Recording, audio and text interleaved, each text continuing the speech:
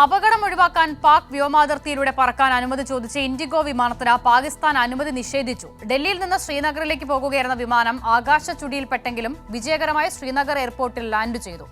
ഈ റിപ്പോർട്ടോടെ 9 PM പൂർണ്ണമാകുകയാണ്. ശേഷം news നൈറ്റിൽ ഭദ്രാചന്ദ്രൻ ചേരും.